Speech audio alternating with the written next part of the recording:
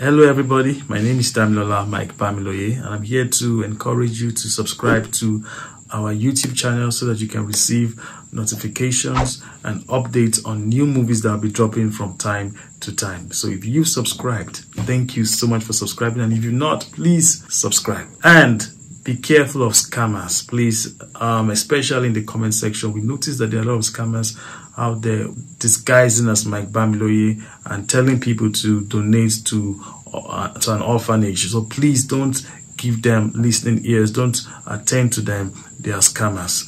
God bless you. Thank you.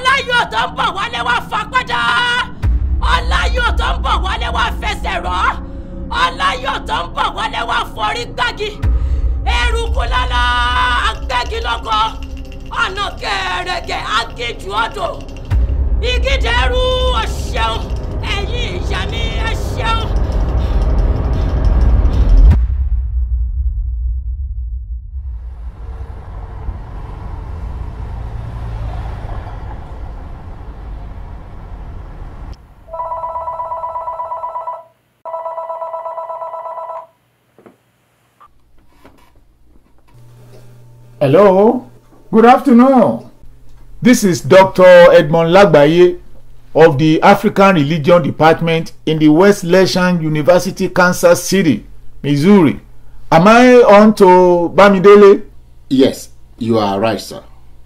This is Mr. Bamidele. How may I help you? Well, just to greet your father, High Chief Olayiyotan Abejoye. Okay. Thank you so much, sir. I will deliver your message. By the way, how is he? I hope he's fine and okay. Oh, sure. He's very well. He's very okay. I will deliver your message. Is he there with you? So I could greet him? No. He's not here with me right now. But I will deliver your message to him. May I be connected with him? I just wish to speak to him. No, sir. You will have to communicate with him later. I said I wish to talk to him. And I said you may not be able to do that right now. You may communicate with me now. Mr. Bamidele, why are you hiding Baba from speaking to us? Is there anything you are hiding from us? Has he been well? Is he okay? Sir, why are you suddenly concerned about my father's well-being? And for your information, sir, my father is very well. He is hale and healthy. He is not sick at all. All right, Mr. Bamidele. Good to speak with you. Please, extend our greetings to him. Good day. All right. Thank you, sir. Bye.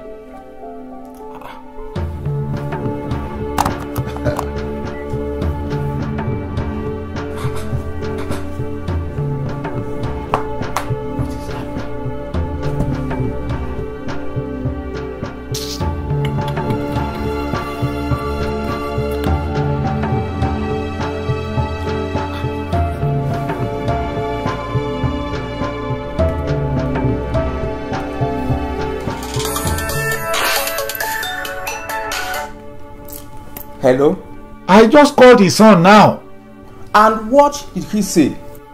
He said his father is hale and healthy.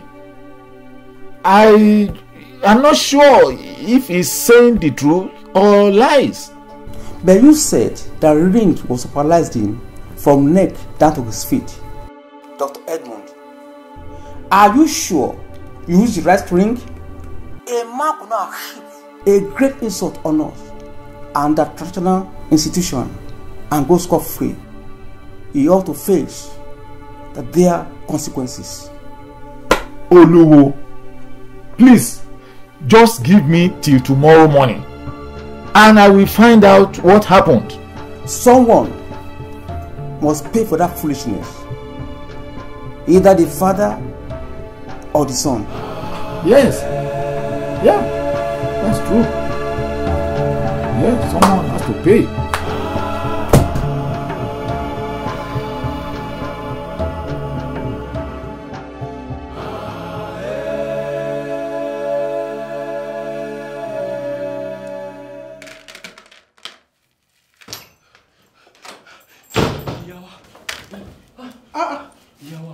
Ìyàwó ebolo kí wá lóde tó jáwọ́ náà fi báwọn ìyàwó kínkín yín ni ọmọ ìyá kẹsàn bẹ́ẹ̀ ni ìyàwó òun lóde tó lóun fẹ́ fi nǹkan tó kábíyèsí létí kí wá ní nǹkan òun ìyàwó kò wí fún mi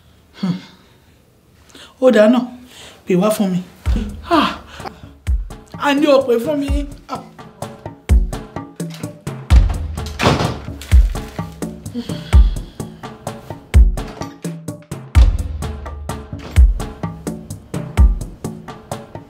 Kínkín ṣé bí mo sọ fún ẹ pé kó fọkàn ara rẹ balẹ̀. Mo kàn ní wá wí fún yín ni ipò tí ń bọ̀. Tani. Mo ti wí fún yín tẹ́lẹ̀ o mo láfi bí ìbá aṣorí ni mo fi rìn dájú bógun báwọn ará iwájú bá ṣe é tì mo ti wí fún yín pé bíi tèmi kọ́ o bọ́lá yìí ọ̀tán bá ń pa kúkúrú tí ń pa gígùn mo ti wí fún yín pé kò lè rẹ́ mi pa o akọ́rọ́ tí ń ká kòkó tí ń ká bì ní ìjọ tá a bá lòun ó kó dìdí ẹ̀yìn ìjọ náà ní fàyà.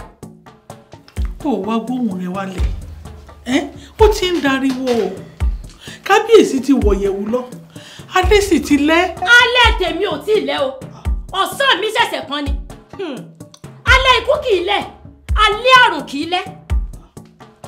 kínkín yìí ń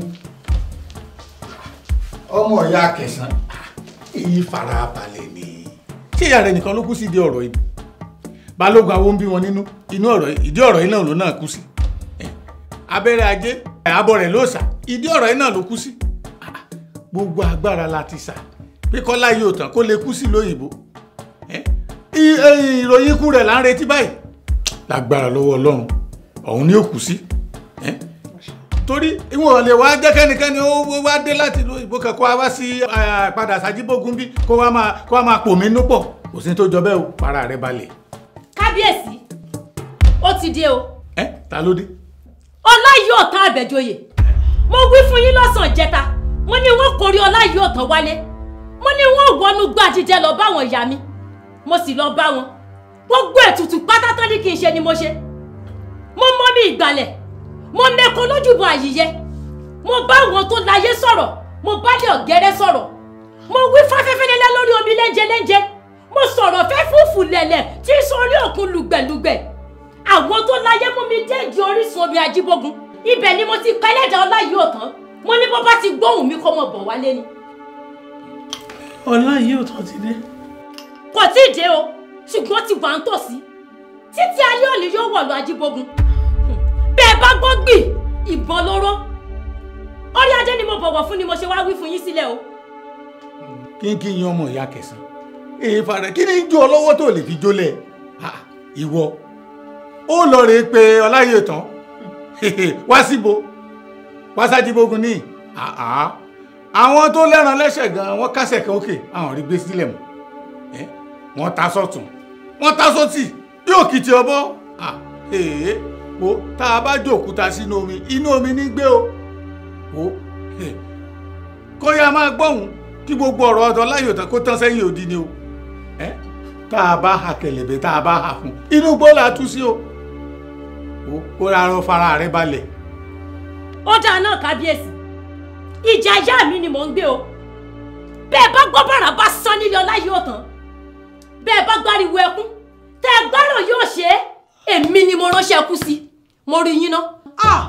kínkín yín wú ọmọ ìyá Kẹsàn ọmọ ìlọ ó ti lọ kábíyèsí ẹ̀ ń wò ó ní. olórí tàbí ewúrẹ́ tí ń bínú tí fẹsẹ̀ halẹ̀ kí ló fẹ́ fọlọ́wọ́ rẹ̀ sí àgùntàn tí wà lápàtà sùn kí ló fẹ́ fà lápàtà sí kí ni tiẹ̀ máa ṣàwọn ọmọ tí sí gírágírá wọn ti pọ̀ jù owó lọ rè pé orí Ọláyíọ̀tán wá bí ẹgbẹ́ náà ṣé ìyá rẹ̀ nìkan ló bógun lọ ni abẹ́rẹ́ ajé bógun lọ balógun àwọn bí wọn nínú òun náà bógun lọ eégún bọra bíi ijó eégún arúgágá ìdí ọ̀rọ̀ yìí òun náà faragbánú ọ̀rọ̀ yìí tìgìdì adáná igun anamọ̀dákùfẹ́jú tótó wọ́n rán lọ sí mọ́ríkà kó lọ rí pé Ọláyíọ̀tán bó ṣe lọ ló bọ̀ lọmọ pẹ́ẹ́nẹ́sì kan wà lóhùn ó lọ àbẹ̀wò lọ rí pé Àbẹ̀joyè wà sámi wá síbo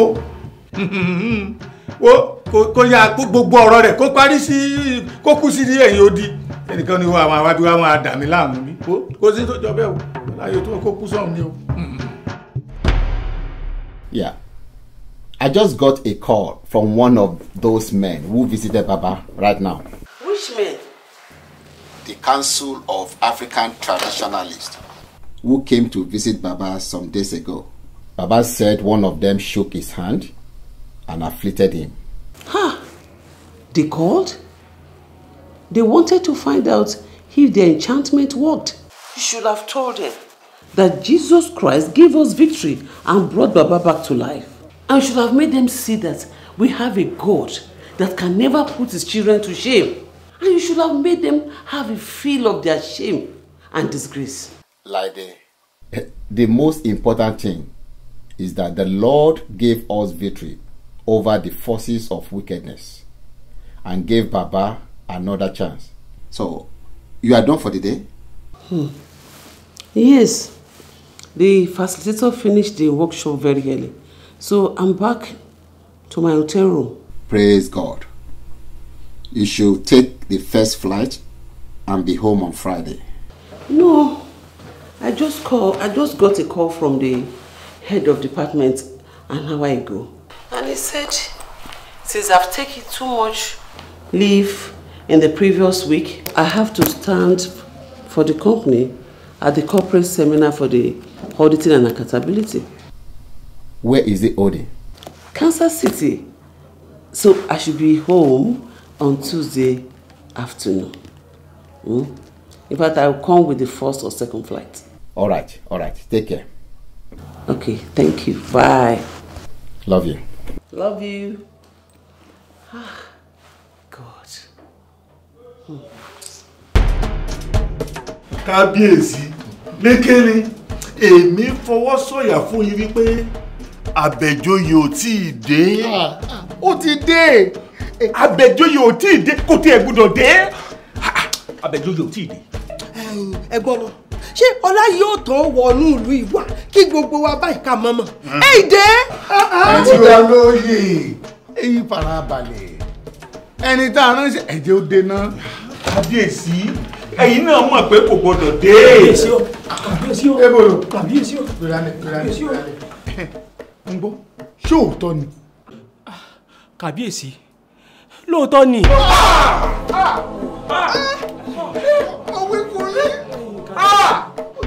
Ọmọ rẹ̀ tí ń bẹ lẹ́kọ̀ọ́ ló gbé wá lóru àná. Kódà mo rọ́mọ rẹ̀ ọ̀hún. Ọkọ̀ tó fi gbé wá ń bẹ níwájú ilé rẹ̀. Mo wí fún yín, ó ti dé. Ṣoṣo fojú rẹ̀ méjèèjì. Rárá o. Ọ̀rí. Àmọ́ ọmọ rẹ̀ obìnrin ló gbé wálé lóru àná. Àti dáràn, Àbẹ̀joyè ti wọ̀lú. Mo wí fún yín o. Aládé, Àbẹ̀joyè wọ̀lú pọ̀. Kábíyèsí, ẹ má jẹ́ Àbẹ̀joyè ó wọ ààfin o. Ẹ má jẹ́ Àbẹ̀joyè ó ká wa mọ́ bí yìí o. Ebolo. Kábíyèsí máa wọlé lọ́sẹ̀. Ẹ̀yin olóye. Ẹ ṣe wọ́n ń pọ̀ pẹ̀pẹ̀ bí ewé ojú omi báyìí. Ẹ tí ìrìkú tí ó pa ẹgẹ tí ń kú sílẹ̀ dé pọ̀. Kábíyèsí, Àbẹ̀joyè ò tó ń tí ń báyàn lẹ́rù ni. Ọmọdé ò débi ẹrù ní Yorùbá o. Ẹni tí ń gbà gbogbo àwọn bọ̀rọ̀ kìíní àwọn alágbára ẹ̀rù ló ti pátápátá. Kábíyèsí, ọ̀ràn ń dé ọ̀ràn gidi ń dé ńlẹ̀ ọ̀ràn wà. Bẹ́ẹ̀ni ẹ wò abẹ́rẹ́ ajé ń kọ́. Àbọ̀ rẹ̀ ló sà ògbójú ológun tí ń paná ojú àjẹ́. Ńṣe ni Àbẹ̀joyè tẹ̀ mọ́lẹ̀ bẹ́ẹ̀ ní tẹ̀ kankan. Babalógun awó bí wọn nínú ńkọ́. Balógun agboolé ọba Òjègbòlò tó lóun ó bá Àbẹ̀joyè jà ní Mọ́ríkà lọ́hùn tó bẹ olúwa ìgbọ́fá lọ́wọ́ ẹ̀ kó bóun ṣe kóun lè fi bá a jà lójú oorun ṣe ló jóná ráúráú láti Mọ́ríkà dájí bógun níyìn àbí bẹ́ẹ̀ kọ́ ni. Bẹ́ẹ̀ni, ìyá Àkẹ̀sán tiẹ̀ ń kọ́ ṣe ló kígbe oró títí tó ìfàyè. Eégún gbọ́nra bíi ijó tára alẹ́ ara oko ń wárìrì fún tó nàmọ́ lójú ayé nàmọ́ lójú oorun tó ń kojú aláṣejù bomi gbóná nígbà tí wọ́n rán lọ bá Ọláyọ̀tán ní Mọ́ríkà kí ló ṣẹlẹ̀ ẹkún ló gbẹ̀yìn ẹ̀ ṣe ló káwọ́ lórí báyìí tó ń sunkún bí egbére tó ń sunkún gidi gan bẹ́ẹ̀ sì ni ṣìgìdì adáná egun tábẹ́rẹ́ ajé rán sí kó lọ nà pásọ̀ kí ló ṣẹlẹ̀ sí ṣe ló dá dọ̀bálẹ̀ gbalaja báyìí tó nà wá.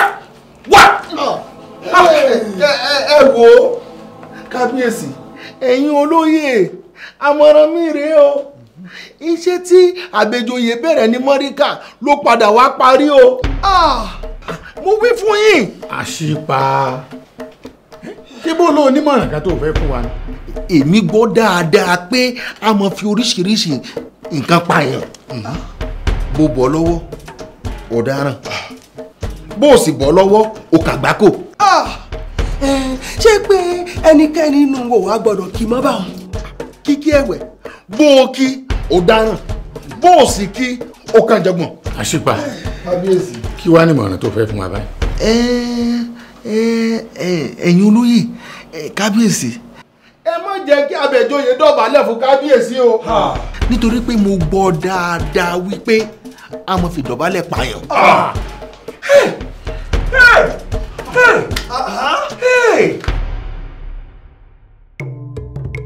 Olúwa ni olùṣọ́ àgùntàn mi, èmi kì yóò ṣe aláìní. Ó mú mi dùbúlẹ̀ ní pápá oko tútù, ó mú mi lọ sí ìhà omi dídákẹ́ rọ́rọ́, ó ń tu ọkàn mi lára, ó mú mi lọ sí ipa ọ̀nà òdodo nítorí orúkọ rẹ̀. Nítòótọ́ bí èmi tilẹ̀ ń rìn láàrin àfonífojì òjìji ikú, èmi kì yóò bẹ̀rù ibi kan, torí ìwọ wà pẹ̀lú mi. Ọ̀gọ́ rẹ àti ọ̀pá rẹ wọ́n ń tù mí nínú. Ìwọ tẹ́ tábìlì sílẹ̀ ní iwájú mi ní ojú àwọn ọ̀tá mi. Báàmí, wọ́n ti dà o.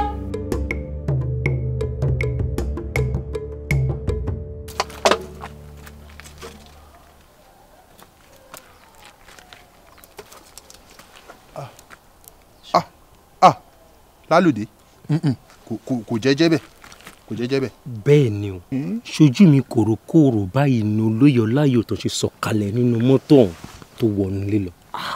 dẹ́rẹ́bà rẹ̀ sì sọ̀kalẹ̀ ó kó àwọn ẹrù rẹ̀ wọnú ilé pẹ̀lú. arábìnrin kan náà kó àwọn ẹrù rẹ̀ wọnú tẹ̀lé. Ọláyọ̀ ò tán wọ̀lú. erin lákàtàbú ẹbọra tí pa kúkúrú tí pa gígùn. Adélé láyọ̀. Bàá mi, ẹ jẹ́ kí n tètè wá máa lọ láti dìde àti máa retí mi. Ó ìyẹn Fadékẹ́mi, bàbá yìí yóò pé méjì o, ẹ bá mi tọ́jú wọn dáadáa. Ìyá Fadékẹ́mi tiẹ̀ ń gbìyànjú, àwọn ń gbìyànjú. Mo ń gbìyànjú o, bàbá yín ni ẹ bá ń sọ fún kí wọ́n mọ̀ jẹun dáadáa. Ní ìsìn tí wọ́n tiẹ̀ ti wá dé láti ìlú Èbó, á tún mọ̀ gbìyànjú sí i, á mọ̀ tọ́jú wọn dáadáa, àbí? Sórí látìgbà tí ìyá yín ti kú tí mo ti fẹ́ sílé, ọmọ gidi ni, ilé gidi ló ti jáde. Fadékẹ́mi gan àtẹ̀gbọ́n rẹ̀ gbogbo wọn náà gbìyànjú tó ń tọ́jú mi dáadáa, bá mi dúpẹ́ lọ́wọ́ wọn. Mọ́mí, ẹ jẹ́ mo bá yín lè kó. Fadékẹ́mi. ń gbọ́ àbí ó máa kúkú mu lọ sí Èkó kó lọ mọ kàwé rẹ̀ lẹ́kọ̀ọ́. Rárá o, èmi àti ẹ̀ lájọ máa ń tọ́jú bàbá yín. Bí n bá ti sí nílé báyìí, òun ni mo ń tọ́jú wọn. Kódà ìyàwó kékeré bàbá yín nù. Wo Fadékẹ́mi, tó bá yá máa wá mo lọ ṣọlẹ́dẹ́ lẹ́kọ̀ọ́, ṣó ti gbọ́? Ìwọ máa kàwé ẹ níbí kí wàá ti mọ́mì kí máa bá wa tọ́jú dádì wa. Kó wá bá mi pé bàbá Gbóyèga àti ìyá Gbóyèga bá mi sọ fún wọn pé àlàáfíà ni mo délé o. Bá mi ṣe bí mo pè wọ́n gbà tá a dé sẹ́kọ̀ọ́ lánàá, mo sọ fún wọn pé bàálù yín sọ̀ láyọ̀ o, ẹjọ́ sọ̀rọ̀ kódà ẹ kí wọn dáadáa. Mo wà bá mi tún pè wọ́n báyìí pé mo ti dá Ajíbógun báyìí o, Ajíbógun ni mo wà báyìí, mo ti dá Ajíbógun. Kán bá mi mọ gbàdúrà iṣẹ́ ìyìn rere tí mo wá ṣe nílé kó yọrí sáyọ̀ kí n ṣàṣeyẹ àtàṣe yege ṣùgbọ́n bá mi sọ fún wọn. Fóònù tí mo fún yín lánàá dà. Ó wà ní yàrá. Bàá mi ìgbàkúgbà tẹ́ bá fẹ́ bá wọn sọ̀rọ̀ lẹ́yìn náà lè pè wọ́n. Kì í sí ìgbàkúgbà kọ́ ìgbà míì wà tó jẹ́ pé bá a ṣe wà ní ìsìn báyìí tá à ń sọ̀rọ̀ àwọn ń sùn ni táwọn bá tó wá ń sáré káàkiri tó ń lọ bí iṣẹ́ àwọn ò mọ̀ sùn ìgbàkúgbà kọ́. wo Wándé eré tó sálálẹ̀ àná ó ti pọ̀ jù wọ́n ti ṣe pọ́lọ́pàá ńlé ọ ta tó rìn lálẹ́. Bàmí torí ká lè tètè dé Ajíbógun náà ni. ṣáwa tètè dé Ajíbógun a tètè dé Ajíbógun náà tó wá ti wá ń padà lọ sẹ́kọ̀ọ́ báyìí mọ́ sáré púpọ̀ mọ́ sáré ọ̀rá mọ́ lọ ní kẹ́rọ̀rá mọ́ lọ kẹ́lẹ̀ tètè dẹ́kọ̀. mo ti gbọ́ Bàmí. Yes sir. Dásọ́lá akúnlẹ̀ kí n gbàdúrà fún ọ.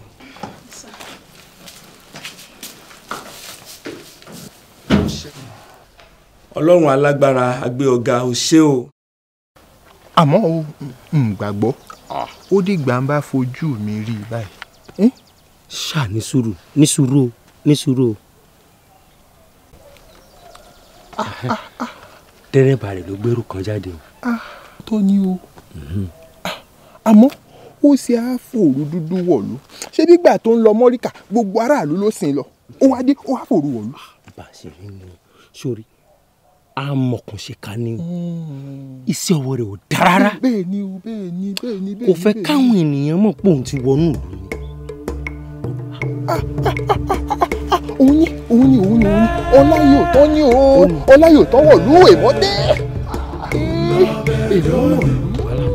wàhálà dé òun ni o ọlá yóò tán ní o èmọ́wọ̀lú.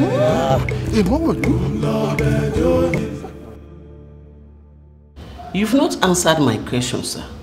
I mean, why are you asking if my father-in-law is hale and hearty? Why?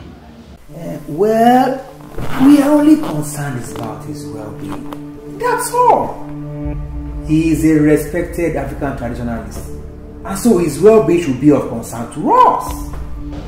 For your information, Baba is well and doing fine. Well, actually the reason why we are asking about his well-being is because we heard a very unfavorable news about him. All right, go on.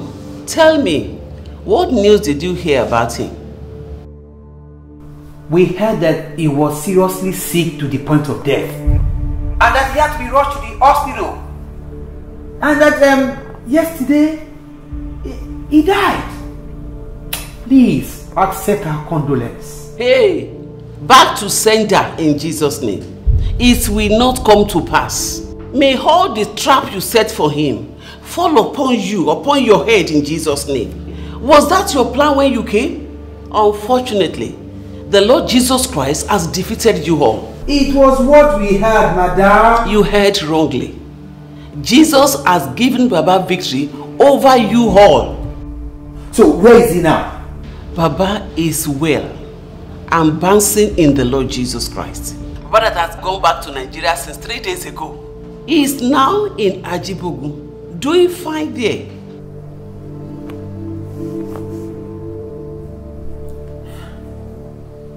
Hello?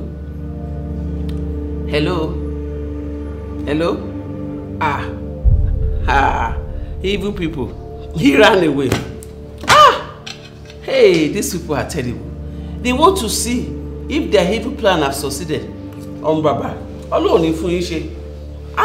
Àwọn ẹni bí. Àgọ́wò. Ibi ìlọ wà, mo ṣáà ń gbọ́ tẹ̀ ń sáà pẹ́ látẹ̀ kan kí ló dé. A ti délé rẹ o. Wo anya wa wí fún ọ ni o. Pé kí ni? Pé kábẹ̀jọyè wọ̀ ló àbí. Báwo ló ṣe tètè mọ̀? Òróró ni mo tẹ́ni wá wí fún mi. Látàárọ̀ ni mo tẹ́ni wá wí fún mi. Olóògbé ọmọ ìgbówọlé lánàá látẹ̀kọ́ lọ́mọ ẹ ti gbówó lánàá. Ó a ti ẹ̀ gbọ́ pé ọmọ rẹ̀ ọ̀hún ó ṣẹ̀ padà lọ sẹ́kọ̀ọ́ ní báyìí. Ojú wa kòrókòró báyìí la fi rí. Ọmọ òun ò ní délé. Kò ní délé láyọ̀. Èmi mo wí bẹ́ẹ̀. Ó wọlé lóru kẹ́ni mẹ́bàá àmọ̀ yẹ pé ó wá Jíbógun àbí. Òun lọ ṣáṣe bíi Àbẹ̀joyè. Wọ́n gbẹ̀sọ̀kù bàbá mi lára Àbẹ̀joyè. Báyé bẹ́ẹ̀ mi wọn ò ní gbọ́. Bẹ́rù ọ̀run bẹ́ẹ̀ mi wọn ò ní gbà. Àbẹ̀joyè sọ́mídàlá ni bàbá. Èmi gò sàwọn mẹ̀dálà ni bàbá. Bàbá mi ìbáyàn jà. Bàbá mi ìbínú èèyàn. Jẹ́jẹ́rẹ́ ni máa ń lọ. Bàbá mi pe Àbẹ̀joyè ní. Ó ní Ọláyé ò tán o. Má tẹ̀lẹ̀ jẹ́jẹ́. Má fi pàfọ́bàjẹ́ rẹ. Má fi dààmú àwọn ọlọ́yẹ̀ yòókù. Lọ́ba tán. Bá tu sókè ló fojú gbà. Kí ni? Ó taka sí bàbá mi. Ó ní bàbá mi. Òun fàjùlọ hàn. Bàbá mi lọ ìpàdé àwọn aláwo nílẹ̀ Àìgbọ́fá lọ́ba sùn. Tani lóye ọ̀nà ọkàn bẹ̀rẹ̀ sí pariwo ní Àbẹ̀joyè ni o Àbẹ̀joyè ni o Àbẹ̀joyè iná bá sọ lára rẹ̀. Ìgbé ọ̀hún ló ké tó fi kú. Àbẹ̀joyè sọ mí dáláàbò ara ó dáná sun bàbá mi. Èmi náà gbẹ̀sán. Bára ayé bẹ́ẹ̀ mi wọn ò ní gbọ́. Bẹ́rù ọ̀run rọ̀ mí wọn ò ní gbà. Ọ̀gánwó ọ̀gàn wo sùúrù ló ní sọ̀rọ̀ yìí Bẹ́ẹ̀ni o. o sùúrù ni o ẹni àbá lè mú ọlọ́run ọba là ń rán sí ẹni bẹ́ẹ̀ o. padà ẹ táwọn bá lè mú ìmọ̀ràn ọlọ́ba sí wọn èṣù láàlú ògiri òkú àbádọ́gọ́rọ̀ bá ọ̀dà lè mìíràn sí wọn. wọ́n bọ́lá yóò tẹ̀ wá wàhálà wọ́n bá ránṣẹ́ sí bìlìsì bẹ́ẹ̀ mi ṣe gbọ́ kódé láàárọ̀ èlémi ti ń dira igbó àdídẹ́ ni mò ń lọ yìí tí n bá bá a pò tán tí mo yí pọ̀ tán tí mo wà pọ̀ tán ẹ gbúrò gbọ́ iná sọ lára rẹ̀. ọlá yìí ò tán náà ọlá yìí ò tán èrè lákàtàbù là ń sọ ẹ bọ́ra tí pa kúkúrú.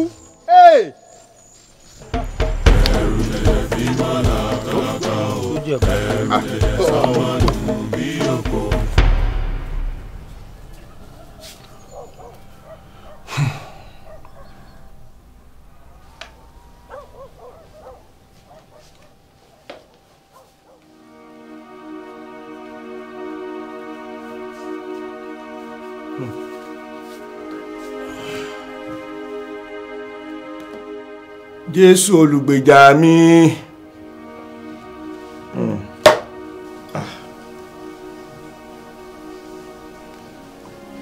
Ìwọ ló ní kí n wá mo dé o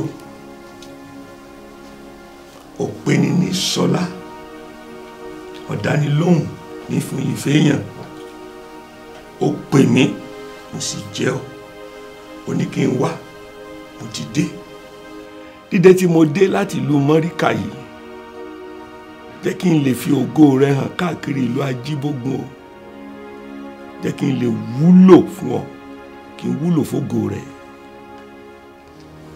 a kì í mọ̀ rìn kórí ọmọ mi ọmọdé yìí mo rí jẹ kó mọ̀ rà lẹ́nu Jésù olúwa mi ọ̀tọ̀ ni bí mo ṣe kúrò ládégbógun ọ̀tọ̀ ni bí mo tún ṣe padà dé ní dídé tí mo dé yìí jẹ́ kí n lè tàn mọ́lẹ̀ ògo rẹ̀ káàkiri ìlú ajíbógun mo fẹ́ wàásù fọ́ba mo fẹ́ wàásù fún jóyè mo fẹ́ tàn mọ́lẹ̀ ògo rẹ̀ káàkiri gbogbo agbègbè ajíbógun títí dé onípelémọ́ oníyangi onígbàǹjo àtàwọn agbègbè rẹ̀ káàkiri ìlú ajíbógun Jésù olúwa mo fẹ́ kó ṣàánú mi o dákun ṣàánú mi má jẹ́ kí n tún ṣe ohun tí ó mú ọbírún lẹ́ẹ̀kejì iná ẹ̀sìsì ò gbọ́dọ̀ jóni lẹ́ẹ̀kejì o má jẹ́ kí n ṣe ohun tí ó fi dẹ̀yìn kọ mí o fún mi ní ọgbọ́n tó ju ọgbọ́n ayé lọ fún mi ní ìmọ̀ tó kọjá ìmọ̀ ènìyàn kó sì tún wá fún mi ní òye tára yóò lè dojúkọ ní orúkọ Jésù Kristi olùgbèjà mi àmín àmín àmín.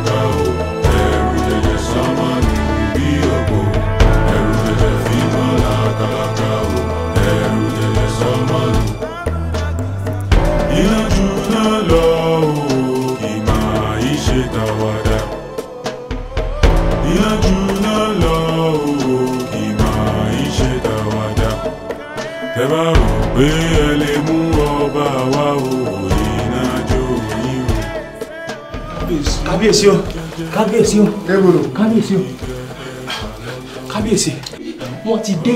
alóde. kábíyèsí olóyè Ọláyíòtán Àbẹ̀joyè. ó dé sí lọ. gbogbogbò tí ọ̀n lálàá ni àbí ọlá ojú rẹ méjèèjì lẹ̀ kedere lọ́sí rí.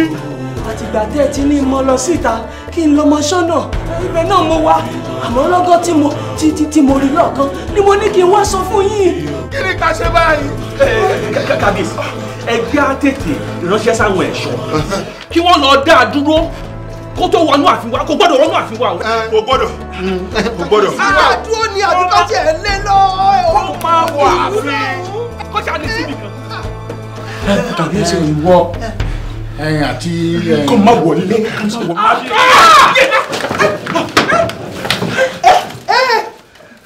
kí sàṣì ó padà lọ́sọ̀dọ̀ àṣàṣì kéèpé ó padà lọ́sọ̀dọ̀ elépè bọ́ gẹ̀dẹ̀ bá káwọ́ rẹ̀ méjèèjì sókè ara rẹ̀ ni ó fi nà ẹni bá kọ́kọ́ fògùsọ̀ dáná ní ó kọ́kọ́ fojú kéèfín gbogbo àṣàṣì àti èpè rẹ̀ kò lè rán ẹ̀mí òjògẹ́ ajíṣebítí gbéra lẹ̀.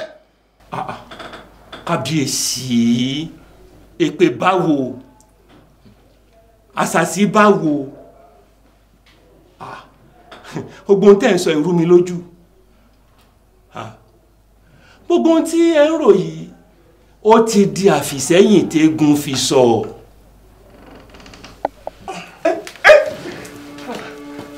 Ọláyíòtán tí ẹ mọ̀ tẹ́lẹ̀tẹ́lẹ̀ kọ́ ló ń bá yín sọ̀rọ̀ yìí o ó ti dàtún bí ó ti dènìyàn ọ̀tọ̀ ara fún mi náà nígbà tí mo wà ní Mọ́ríkà tí mo ní mo fẹ́ bá kábíyèsí sọ̀rọ̀ lórí fóònù tínú mi ń dùn wípé mo tilẹ̀ rí yín bá sọ̀rọ̀ tẹ́ wá sọ fún mi ẹni kí n má wulẹ̀ kánjú wálé o kí n máa fọ̀hún sọ̀hún o onítẹ̀ ẹ bá nílò mi ẹ ránṣẹ́ sí mi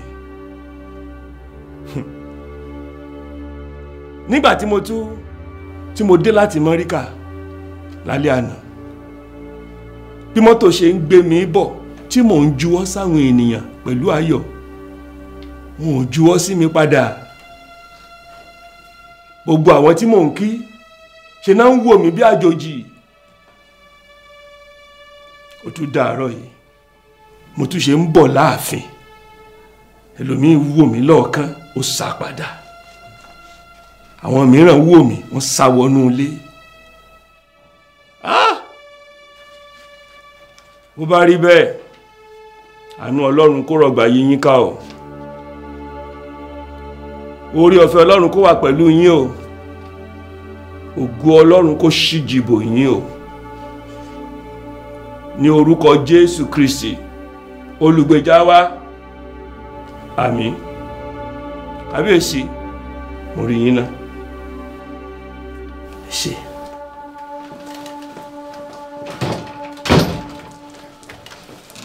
kábíyèsí ọmọ ti lọ ilé òsì lẹ́nu gbígbà mi.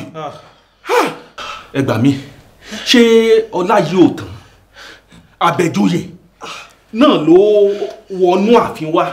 ó ṣe mí kàyéfì ó wọnú ààfin àsìkò ẹ wo ó jèmi náà lójú ẹ̀yin olóyè ó mà dàbí ẹni pé ó ti yí padà tòótọ́.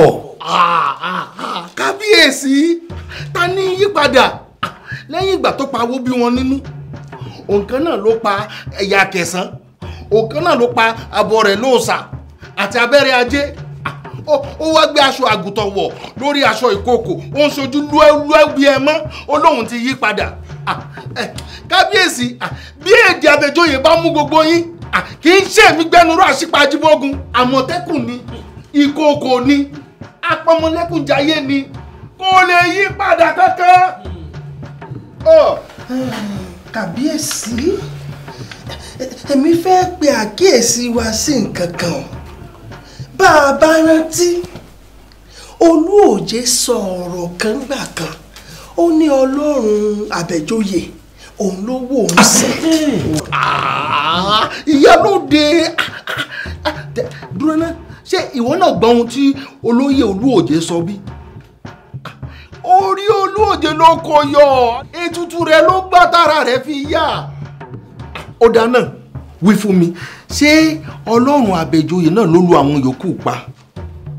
Àdúrà Olúòjé ló gbà tí ara rẹ̀ fi yá, orí rẹ̀ ló kó yọ. Àmọ́ ẹ dákun ọ̀rọ̀ kan ò yé mi ni o, kò yé mi ni o. Ṣé ọlá yìí ò tán Àbẹ̀joyè ti tẹ́lẹ̀ ṣóun náà ló wọnú ààfin wa nísinsìnyí àbó mi? A jẹ́ pé o ti dàkúdà àyànnu. ẹ̀yin olóyè ọ̀rọ̀ yìí fẹ́ rú mi lójú díẹ̀ o. Kábíyèsí, ẹ má jẹ́ kẹ́nikẹ́ni fi júùjù bò yín lójú. Àmọ̀tẹ́kùn l'Àbẹ̀joyè kò lè yí aṣọ ara rẹ̀ padà. Abẹ́ni lórí l'Àbẹ̀joyè. Mo wí fún yín.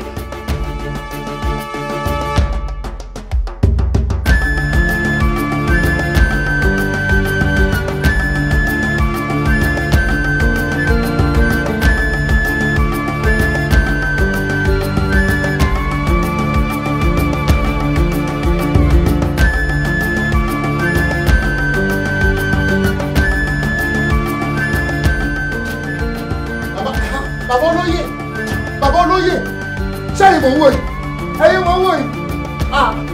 Àti jẹ́ta mo ti lọ bẹ́ sí rò.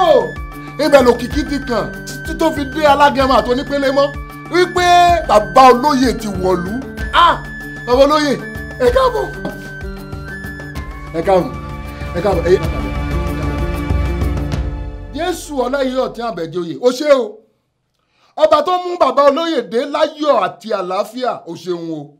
Ọba tí ò jẹ́ kí ìfẹ́ àwọn ẹni bí kó ṣe lórí Ọláìyé Ọ̀tún Àbẹ̀joyè, ó ṣé o. Jésù Ọláìyé Ọ̀tún Àbẹ̀joyè, ó ṣé o. Bàbá ẹ káàbọ̀. Olúòjé. Bàbá olóyè. Mo mọ̀ gbọ́ tó ń dárúkọ Jésù. Mo mọ̀ Jésù. Òun ló gbà mí la bàbá omi tó ti rú ẹja tó ti wọ bẹ́ẹ̀. Olúòjé tẹ fi sílẹ̀ lé oṣù 4 sẹ́yìn tẹ lọ Mọ́ríkà. Òun kọ́ lẹ dé bá. Olúòjé lè ti yàtọ̀, Olúòjé tuntun lélẹ̀. Ẹ ṣeun bàbá olóyè. Ojú yín rè. Olúòjé, kí ni ìṣẹ̀lẹ̀ mo gbọ́ tó dárúkọ Jésù? Bàbá olóyè. Olúòjé tí ẹ mọ̀ tẹ fi sílẹ̀ sí Ajúbógun lóṣù 4 sẹ́yìn tẹ lọ sí Mọ́ríkà. Olúòjé ọ̀hún kọ́ yìí o. Olóòjé eléyìí ti yàtọ̀, bó ti dẹ́ni ọ̀tọ̀ bàbá olóyè. Jésù olùgbèjà mi, ó ṣé o. Jésù Àbẹ̀joyè, ó ṣé o. Olúòjé. Àbẹ̀joyè tí ó kúrò l'Ajíbógun níbi oṣù 4 sẹ́yìn, òun náà kọ́ ló ń sọ̀rọ̀ yìí. Èmi náà ti yí padà, Àbẹ̀joyè tuntun leléyìí. Ṣé pé o ti gba Jésù? Bẹ́ẹ̀ ni bàbá, òun ló gbà mí là. Òun ló wò mí sàn kúrò nínú àìsàn tó ṣe mí. Ṣé pé o ṣàìsàn? Nígbà tí mo wá sójú oorun, ẹ ti gbàgbé ni. Ẹ sì ń ṣe bí ẹni pé ẹ mọ̀. Tí mo wá sójú oorun tí mo wá gbá yín létí lẹ́ẹ̀mejì. Kẹ́ ẹ lè kẹ́rù yín kẹ́ máa bọ̀ ńlé. Ṣùgbọ́n nígbà tẹ́ ẹ kọ̀ tẹ́ ẹ wálé, tẹ́ ní kàkà kó dídí mọ̀dẹ́ ó sàárẹ̀. Ìgbà dán ni ó yà fọrùn lọ́lẹ̀kú. Ni mo wá padà sọ́dọ̀ àwọn orúmọlẹ̀. Mo lọ wá gbára kágbára. Pé kí wá gbá yín létí lẹ́ẹ̀kẹta. Kẹ́ lè bá kẹ́rù yín kẹ́ máa bọ̀ ńlé. Bàbá olóyè, ọwọ́ yín ro. Ìgbà tí yín ò dá o. Bí mo ṣe ní kí n gbá yín létí lẹ́ẹ̀kẹta báyìí, lẹ́ gbá mi lọ́wọ́ mú. Lẹ́ fún mi ní ìfọ́tí lẹ́ẹ̀mẹ́ta. Ní jíjí tí mo jí báyìí, mo rọ lápá rọ lẹ́sẹ̀ ni. Tí mo ká báyìí, tí n pọ̀tọ́ lẹ́nu. O rọ lọ́wọ́, o rọ lẹ́sẹ̀. Ṣẹ́mọ̀ ni bàbá olóyè, ṣẹ́mọ̀ pé mo rọ lápá rọ lẹ́sẹ̀ ni. Déndé oṣù 3 ni mo fi ráre kiri ìlú Ajíbógun. Tí mo ń ráre kiri tí Jésù lọ yọ sí mi lójú àlá, òun ló wò mí sàn. O rí Jésù lójú àlá? Bàbá àgbàlagbà kẹ báyìí ni. Ó ní ṣé mo mọ Ọláìyé Ọ̀tún Àbẹ̀joyè, mo ní ta ni ò ní mọ̀. Ta ni ò ní mọ̀ Àbẹ̀joyè? Iná gorí ilé fẹjú kẹ́kẹ́, ẹkùn ọkọ̀ òkè. Ló bá ní ọmọ òun ni mò ń bá jà. Jésù olùgbèjà mi, ó tún wá s'Ajíbógun wá gbè mí níjà. Ó ní tí mo bá lè ronú pìwàdà, ó lóun òun ó dáríjì mí, ó lóun ó sì wò mí sàn. Mo bá gbá lẹ́sẹ̀ mú ni mo bá pariwo Jésù Àbẹ̀joyè ṣàánú mi. Mo bá sunkún fàánú, ó bá wí gbólóhùn kan fún mi. Kí ló wí? Ó ní kí n má lọ, kí n má dẹ́ṣẹ̀ mọ́ o. Jíjí tí mo jí báyìí, àtàpá mi àtẹsẹ̀ mi tó rọ tẹ́lẹ̀, gbogbo wọn ló bọ̀ sípò. Láti ìgbà náà ni mo ti ń kéde káàkiri gbogbo ìlú Ajíbógun. Mo ń pariwo Jésù Ọláyíọ̀tán Àbẹ̀joyè, ẹ gba Jésù Ọláyíọ̀tán Àbẹ̀joyè. Olúòjé, ṣé pé o ti gba Jésù? Bàbá olóyè ní kíni? Wọ́n gba wèrè ẹ̀ lójú páálí ni. Èmi kan Jésù kan ni l'Ajíbógun yìí. Ní kíni? Àní mo dáná ìsọjí l'Ajíbógun tí mo ní eégún kankan kò gbọdọ̀ wá sí ibi ìsọjí mi. Mo ní eégún kéégún tó bá dán wò, mo ní yóò jóná látàyè lọ sọ́run ni. Wọ́n wá? Wọ́n mọ̀ lé wá. Wọ́n lè wá. Wọ́n ṣíde ní Ajíbógun ní àdúgbò mi l'Ajíbógun àtàwọn àgbègbè kan ṣùgbọ́n wọn ò lè dọ́jà ọba. Mo ya wèrè mọ́ Jésù lọ́wọ́ gan ni. Ṣùgbọ́n Olúòjé, ìgbà tí mo dáàfin àti kábíyèsí àtàwọn ìjòyè ojú tó fi ń wò mí ò dára. Àwọn aráàlú náà tí mo tún kí wọn ò kí mi dáadáa. Kí ló ń ṣẹlẹ̀? Bàbá olóyè, òkú ti sùnlẹ̀ ní kẹ́ tó dé ní bàbá. Òkú bíi ti báwo? Ká má purọ́ ká má jalè ilẹ̀ ti rẹ̀. Àwọn ń bí wọn nínú, ó ti kú sórí ọ̀rọ̀ yìí. Abẹ́rẹ́ ajé, ó ti gbógun tí ń bẹ ńlẹ̀ yìí lọ. Ìyá Akẹ̀sán ní tiẹ̀, igbe oró lòun náà kéku, òun náà ti gbógun yìí lọ. Irú ogun wo ló ń sọ yìí? Bàbá olóyè, ogun tí gbogbo àwa olóyè sílẹ̀ yín lórí ni. Ṣé bí èmi àti ìyá Akẹ̀sán àti àwọn ń bí wọn nínú àtàbẹ́rẹ́ ajé la lọ sóríta Ọmọsàn láago kan òru tá a lọ ṣí eégún gbọ́nra bí ijó dìde pé kó wá nà yín wálé láti Amẹ́ríkà. Eégún gbọ́nra bí ijó? Bẹ́ẹ̀ ni bàbá olóyè, ibi pípadà dé tégún ń padà dé ló bá bẹ̀rẹ̀ sí na gbogbo aníkọ̀ọ̀kan ibi tí Akẹ̀sán kú sínú. Jésù olùgbèjà mi. Àwọn bí wọn nínú tiẹ̀ ìyẹn mú ọkàn ó fi kéèjì ó bá gbòkó àwo lọ.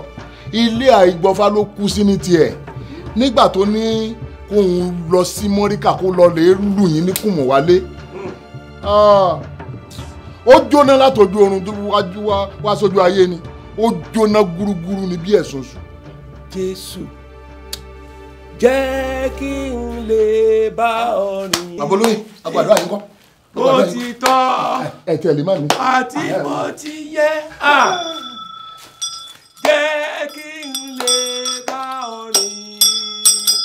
Bó ti tọ́ àti bó ti yẹ. Jésù olùgbèjà mi, o ṣé o. Ọláyíọ̀tán Àbẹ̀joyè, iná ń jó ògiri òsá, ẹkùn ọkọ̀ òkè, àfọ̀bàjẹ́ tí ń gbàdọ̀bálẹ̀ ọba, iná gorí ilé fẹjú kẹ̀kẹ́. Àmọ́ ìrísí rẹ ti yàtọ̀ o.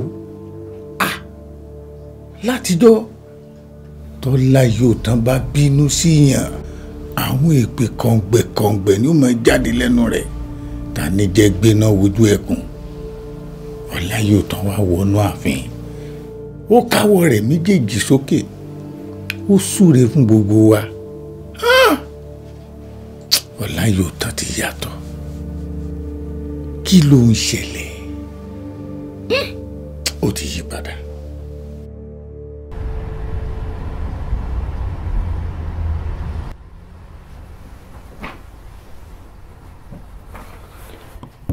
Barry Button is not picking his call. What? With or without Barry Button, this meeting has to hold. That man insulted us here and left for Africa. Whatever it is that man is chanting in Africa, we must not allow it to have an effect on us.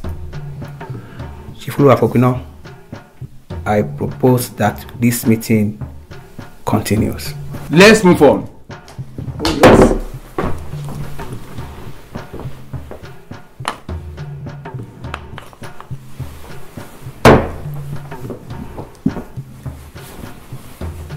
Bọ́wọ́ kò bá tẹ bàbá, ọwọ́ àtọmọ. Bọ́wọ́ kò bá tẹ ojú ọ̀bẹ, ọwọ́ a máa mú èkú ìdí rẹ̀. bọ́wọ́ ò bá tẹ́ máa rí o ọwọ́ á tẹ ọgbọ́n mọ̀.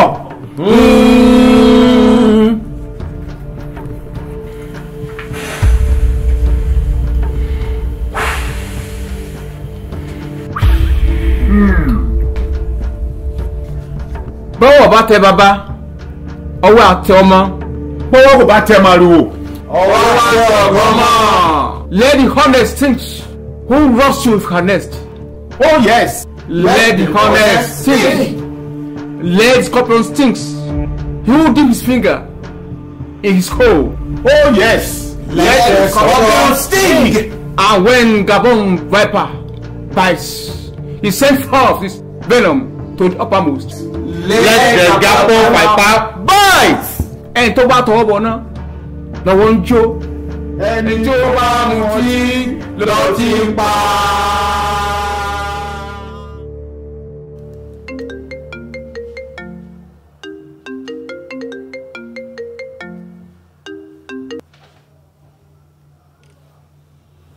Hello? I am Chief Oluwo Afopuna Abeshikeru, the General Secretary of the Council for African Traditionalists in the United States. Good evening, sir. How may I help you, sir? I am calling in respect of your father-in-law, High Chief Olayotan Abejoye of Ajibogun Town in Osun State of Nigeria. So, what about him, sir? We would like to know if he can travel back to Nigeria or still around in the state. And what are you expecting, sir? He came for a short holiday and he has gone back home. You called my husband to ask of him. Now you are calling me, asking of him again. What do you want from him? No, madam. We are just checking on him due to our deep respect that we have for him. Okay.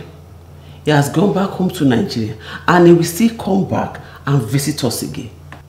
He got to Ajibogun and he has called to inform us of his safe arrival. Thank you very much for the information. You are welcome.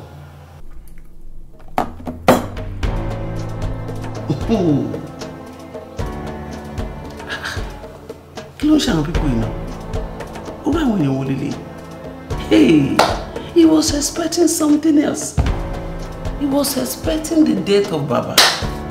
Jesus, Olúwa ní fún yín ṣe. Olúwa ní fún gbogbo ẹ̀yin àwọn èèyàn rádaràda, àwọn jọ̀nàjọ̀nà, àwọn ẹni bí, àwọn èèyàn ká. Ah, Olúwa ní fún ṣe lórúkọ Jésù. Hey, ayé mà níkà o.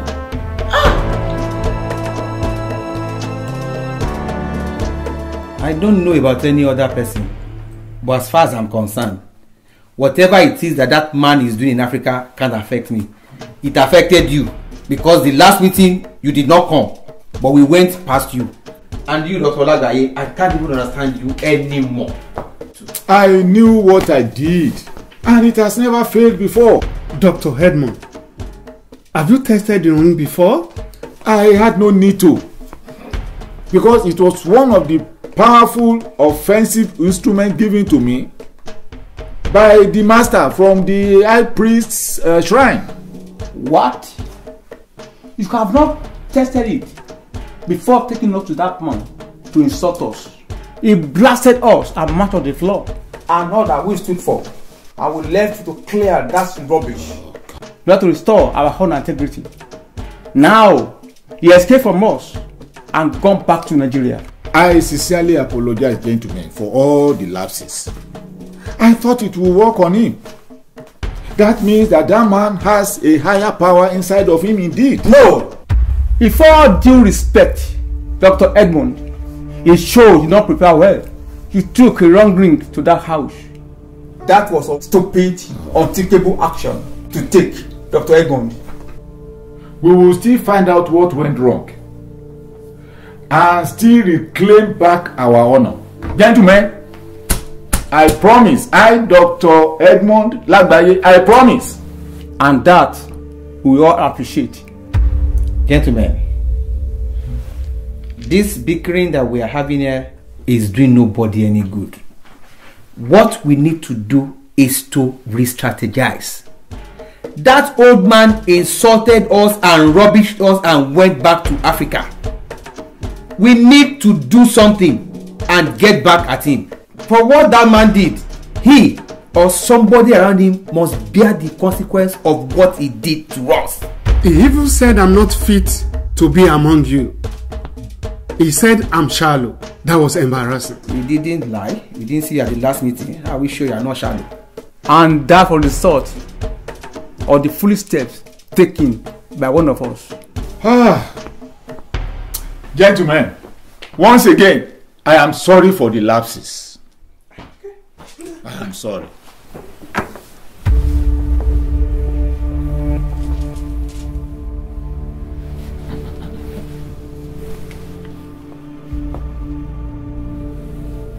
Hi, Chief. Once again, I apologize for all the lapse. Kind of thing will not happen again. We will appreciate that.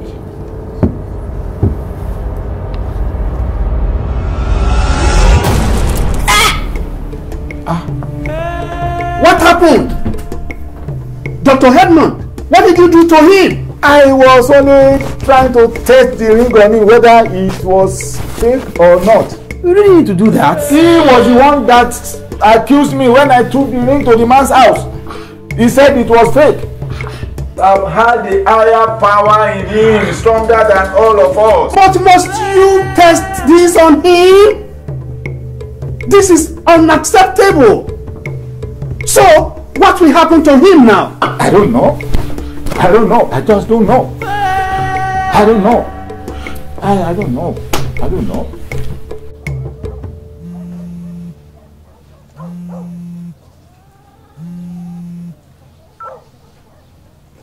Hello? Ta ni ń sọ̀rọ̀? Bámidélé. Bá mi, báwo ni o? A ní ká kí yín ni o. Àlàáfíà la wà. Àlàáfíà la wà, ara ti ń mọ́lé díẹ̀díẹ̀. Ló pín jẹ́ pé ariwo wà lọ́tún lósì náà ni. Òru sì mú púpọ̀, ìwọlé gbóná. Ṣùgbọ́n èmi àti Olúòjé a ṣẹ̀ṣẹ̀ ṣe àdúrà tán ní láàárọ̀ yìí. Àjọ gbàdúrà láàárọ̀ kóhun tó padà sí Bẹ́sìnró. Ẹ rọra máa ṣe wàhálà o. Ara yín ti ń dára gbà o. Wàhálà wo ni mo tún ṣe báyìí? Èmi ò ṣe wàhálà púpọ̀ láàfin. Ìyá mi bá wọn ṣe wàhálà mu. Nígbà tí mo ti lọ sáàfin tí èdè mi ò ti yé wọn, lèmi ti dínrìn mi kù láàfin. Gbogbo ìtẹ́kù àníwájú mi báyìí, ìkéde àràárọ̀ àti ìsọjí ìta gbangba, iṣẹ́ rọ̀ àbàrà tó ń bẹ níwájú mi báyìí. Ta ló wà nílé pẹ̀lú yín? Èrò pọ̀ nílé, èrò pọ̀. Ọba ìrìn kò mọ́kọ́ wọ̀rìn, èrò pọ̀. Fadékẹ́mi ń bẹ nílé, ìyá rẹ̀ náà wà nínú ilé.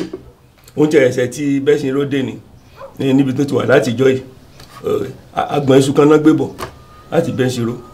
Àwọn méjì péré ló wà nílé pẹ̀lú yín. Ẹ dẹ̀ ní ilé yín kún pitimu.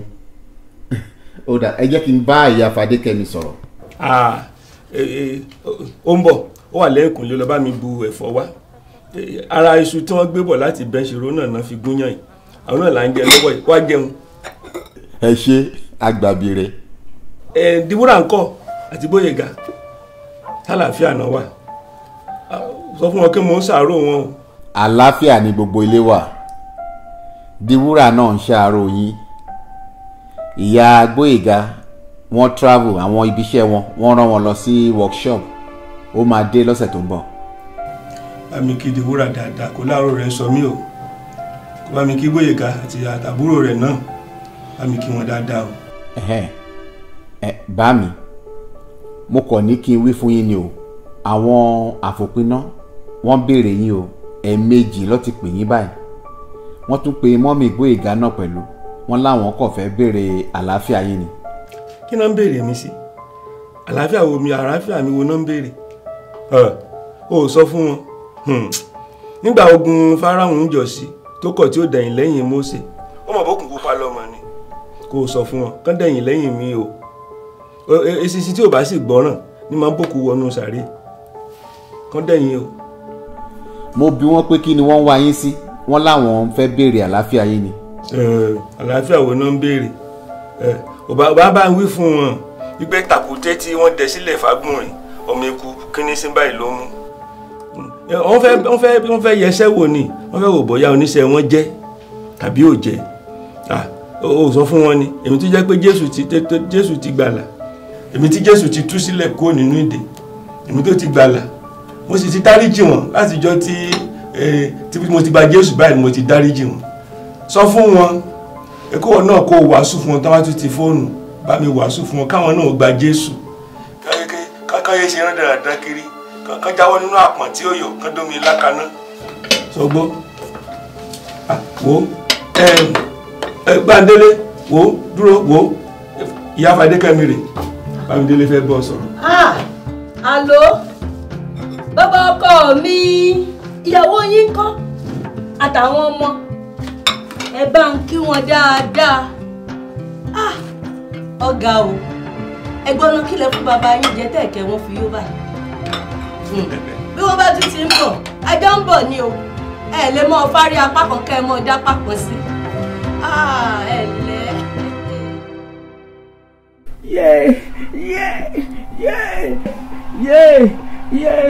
Orí mi o, Lágbàáyé, ó dárí àwọ̀. Lágbàáyé? Who is Lágbàáyé? Where have you gone? What have they done to you?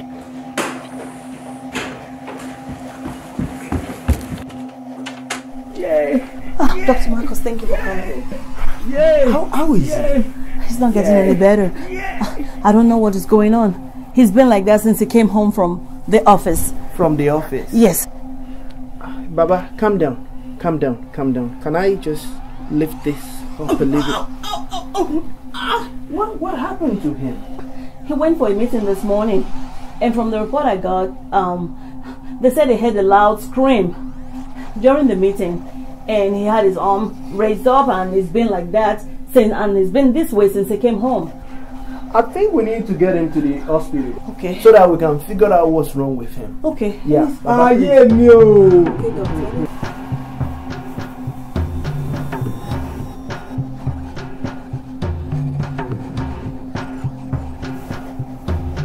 Okay, calm down. We need to get it. I'm going to call 911 really quick.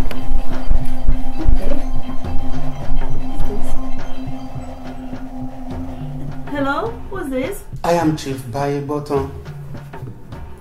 We learned that he had some health issues at the general meeting today. I just called in to find out where and how we can be of help to him. Yes, sir. We really need help. He suddenly screamed during an official meeting. Okay. I look forward to hearing from you. Okay, sir. Thank you so much. Thank you. Thank you, sir. Thank you.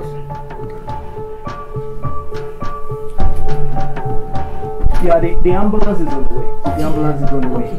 Yeah. Hey, Pele. Baba. Just calm down. Just calm down. Help is on the way. Please. Why must Dr. Edmond do this? Why must we do this to ourselves?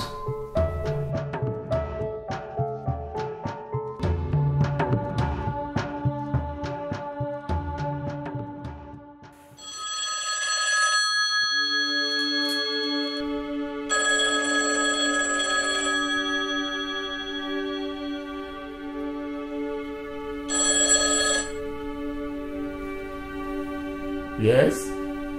Hello? Dr. Edmond? How is he? His case is growing worse right now.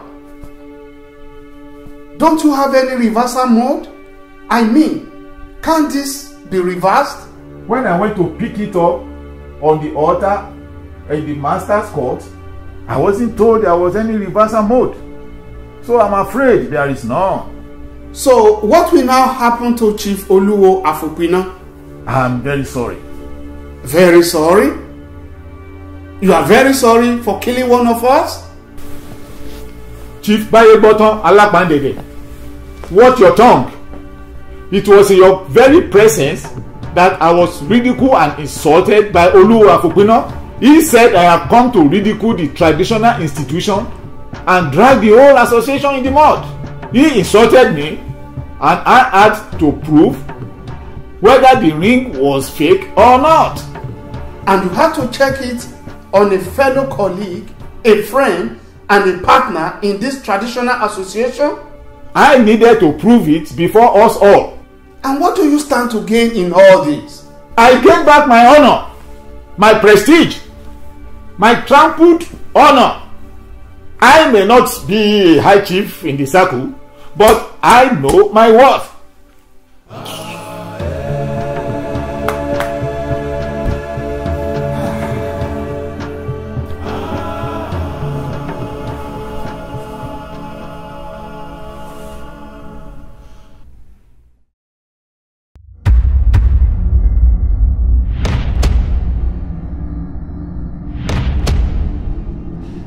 ìrìnwó ìyàwó ní dúrìwó rìwó ẹgbẹ̀ta lẹ́rù ẹ̀ta ní kẹta ẹ̀ta ẹ̀ ọ̀dúnrún irúnmọlẹ̀ ọ̀kàndínníwó ẹyẹ ìwò àwọn ni mo fi ṣètùtù ìtúbọ̀ ẹ̀yin tó láyé ẹlẹ́yẹ ẹ̀yin tó láyé ẹlẹ́yẹ dúdú ẹ̀yin tó láyé ẹlẹ́yẹ pupa ẹ̀yin tó láyé ẹlẹ́yẹ funfun ẹ̀yin ìjì tí ń jà lọ́gànjọ́ ẹ̀yin ìrì tí ń ṣẹ̀ láàjì ẹ̀yin ọ̀gbàrà òjò wọ̀wọ̀ tí ń rọ̀ ní kòrí ni kò mọ́ ní. Ọláyọ̀tọ̀ ti pàyà mi o Ọláyọ̀tọ̀ ti pa mí ní ìyá tó kù mí kú o wọ́n lọ pa wọ́n bí wọ́n nú àkúnlá wọ́n lọ pa abẹ́rẹ́ ajé àbọ̀ rẹ̀ lọ́ọ̀ṣà àgún tẹ̀tẹ̀ wọ́n lọ gbani létí yàrá lójú ayé àgún fìrùn náà kí ó ṣe àmọ́ Ọláyọ̀tọ̀ pàyà kẹsàn Ọláyọ̀tọ̀ ti ṣí nípa o ẹjọ́ rẹ̀ ni mo wá fi sùn yín o ẹjọ́ Ọláyọ̀tọ̀ apakúkúrú apagígùn apanijẹ tó ṣẹnu múrẹ́ òtínú òkùnkùn tàfà sínú ìmọ́lẹ̀ ògbómijú ojú ọmọ ọlọ́mọ fọ́rímù ẹjọ́ rẹ̀ ni mo mú tọ̀ yín wá o Ọláyọ̀tọ̀ ti fàbùkù kàn yín olórí yín burú olójú yín ti fọ́ olétí yín ti di olówó yín ti rọ olè jámọ́ kankan lájíbógun ẹ gbọ́ ẹ̀yin ìyá ṣé bẹ́ẹ̀ lórí Ọláyọ̀tọ̀ ló wí bẹ́ẹ̀ o mo wá fẹ́ kẹ́ ẹ dìde kẹ́ ẹ sọ mí dókìtì ọ̀gán kẹ́ ẹ sọ mí dadun àrá kẹ́ ẹ sọ mí dátàrí amúlẹ́nu yáyáyá mo fẹ́ ká bùkù ọkàn mo fẹ́ ká sí ọba mo fẹ́ kára yóò fi ṣẹ̀sìn ẹlẹ́yà mo fẹ́ kó wọlé túrútú lájíbógun.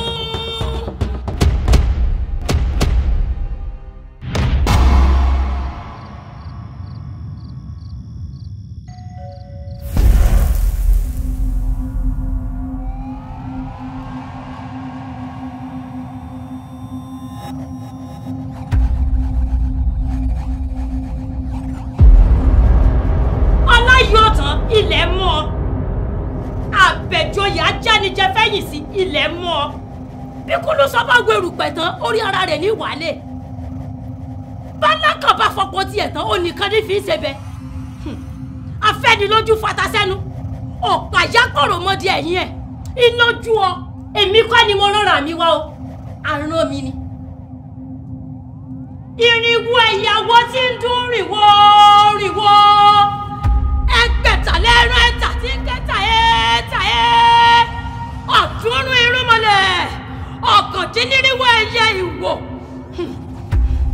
ọ̀ọ́dúnrún irúnmọlẹ̀ ẹ̀ẹ́dẹ́gbèje ẹyẹ dúdú ẹyẹ ayé ọ̀tàdínníwó ẹyẹ àwọn ìyàmí abìdí lẹ́jẹ̀lẹ́jẹ̀ omi ayé ni mo mú débi oyin ayé ni mo lá débi mo jọ̀bi àdìrò àwọn ìyàmí òṣòro mọ̀nìgà mo wẹ̀ nínú àgbo àwọn alálẹ̀ ilẹ̀ kí n tó wá jíṣẹ́ tí mo wá jẹ́ fún ọ lóde Ọláyọ̀tọ̀ Ọláyọ̀tọ̀ o wo àwọn ayé ti kọ̀yìn sí ọ o wọ́n ní kí n sọ fún ọ báyìí pé kó o dìde kó o bẹ̀rẹ̀ sí ní bọ́ṣọ aṣọ àrùn rẹ àgbàdo yìí dọ́gì kó mọ̀ bọ́ra rẹ̀ sí o bẹ̀rẹ̀ sí ní bọ́ṣọ àrùn rẹ látòkè délẹ̀ àgbà kan lẹ́ ń ti yàrá Ọláyọ̀tọ̀ kó o rìn jáde báyìí lóru gànjọ́ kó o mẹ́kún bẹnu bíi dẹgbẹ́rẹ́ kó o mọ̀ rìn káàkiri ìlú lọ kó o lọ dúró débi láàrin ọjà ọba títí tí lè ó fi mọ́ ó yá dìde bọ́ṣọ àrùn rẹ kó o wà lógolonto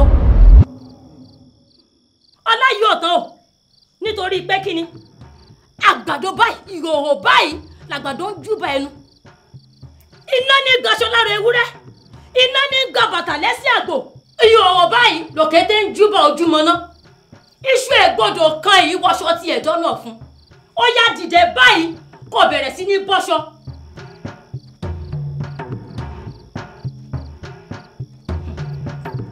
ọláyọ̀tọ̀ abẹ́rẹ́ kan ikọ̀ àwọn aṣọ tó ya kan ikọ̀ àwọn odò bíjì mẹ́rẹ̀ bá gbági nínú bọ́ olúgbòhùn àgbà ni ó yá dìde kó bẹ̀rẹ̀ sí ní bọ́ṣọ ọrùn rí ọláyọ̀tọ̀. ìgídẹ̀ẹ́rú àdìrú ọjà ẹ̀rùkún lálá agbẹ́gilọ́kọ ọ̀nà gẹ̀ẹ́rẹ́gẹ̀ agíjú odò mo ti rúbọ àpè mọ́yẹ̀hùn mo ti rúbọ àpè sáré wálé mo ti rúbọ tí mo bá wí ni ó ṣe ọláyọ̀tọ̀ dìde ńlẹ̀ kó bẹ̀rẹ̀ sí ní ṣe ohun tí mo ní ó ṣe.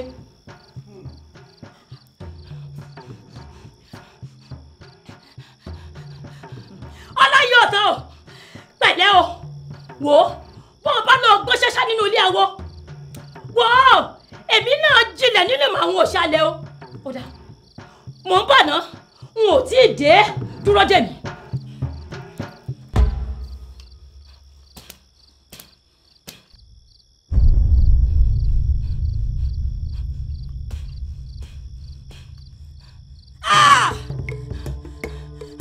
kí lélẹ́yìí ìgídẹ̀ẹ́rú àdìrú ọjà ẹ̀rùkún lálá agbẹ́gilógo ẹ mọ̀mọ̀ jẹ́ ń tẹ̀ iṣu tuntun kan yìí tẹ́ níwájú ọdún ọyán kọ̀ọ̀kọ̀sọ̀ kan yìí mú mi ìtìjú níwájú ọlọ́gun ọkà.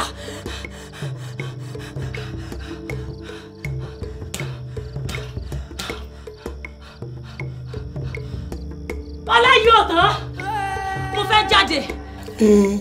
ṣé bó mọ̀ bó ṣe wọlé tẹ́lẹ̀ jáde bó ṣe wọlé wo ló ń sọ fún mi ó sọ fún mi tẹ́lẹ̀ kó o tó wọlé ni tó ń lọ tó ń bọ̀ bí àgànrán di yìí ó yọ̀ bó ń dí mi lọ́wọ́ ohun tí mo fẹ́ sùn báyìí. ọláyọ̀tọ̀ tún mi ilẹ̀ mo fẹ́ jáde. ó wí fún mi tẹ́lẹ̀ kó o tó wọlé ni ṣé bó mọ̀ bó ṣe wọlé jáde.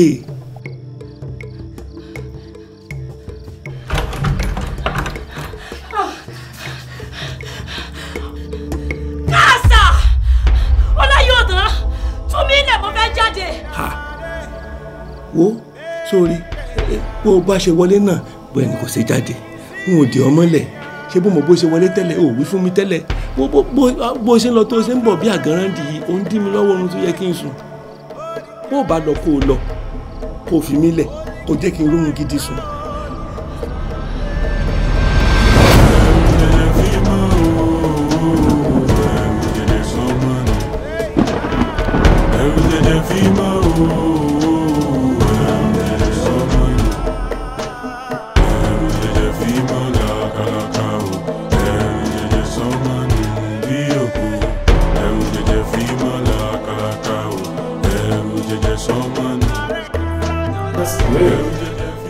By the way, I know you are the princess of the house.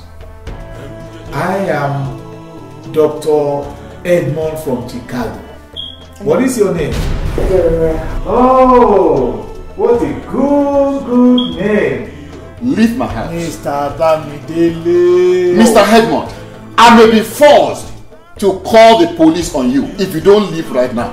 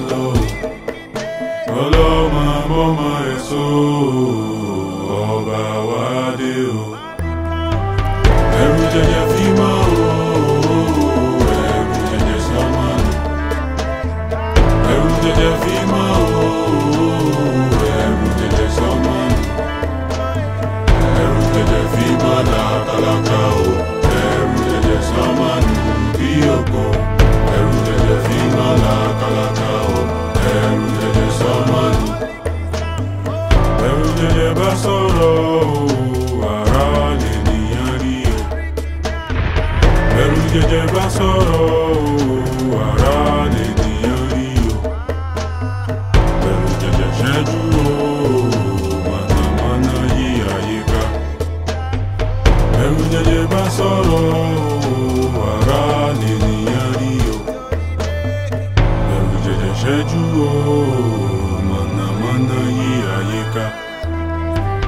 Ẹ̀rù jẹ̀jẹ̀ fi mọ́ o, ẹ̀rù jẹ̀jẹ̀ sọ́mọ́ ni. Ẹ̀rù jẹ̀jẹ̀ fi mọ́ o, ẹ̀rù jẹ̀jẹ̀ sọ́mọ́ ni. Ẹ̀rù jẹ̀jẹ̀ fi mọ́ làkàlàkà o, ẹ̀rù jẹ̀jẹ̀ sọ́mọ́ ni. Bí òpó ẹ̀rù jẹ̀jẹ̀ fi mọ́ làkàlàkà o, ẹ̀rù jẹ̀jẹ̀ sọ́mọ́ ni. Ìjì lógun lẹ́sìn o, ọ̀la ló wọ̀ láṣọ. Sẹ́ni tó pàdé rẹ̀ o, tó tún lè wà láyé mọ́. Ìjì lógun lẹ́sìn o, ọ̀la ló wọ̀ láṣọ. Kò sẹ́ni tó pàdé rẹ̀ o, tó tún lè wà láyé mọ́. Gbogbo ṣùgbà fún ọ o, ẹ̀rù jẹ̀jẹ̀ sọ́mọ́ nù. Ẹ̀rù jẹ̀jẹ̀ fi mọ́ làkàlàkà o, ẹ̀rù jẹ̀jẹ̀ sọ́mọ́ nù bí òkò. Ẹ̀rù jẹ̀jẹ̀ fi mọ́ o.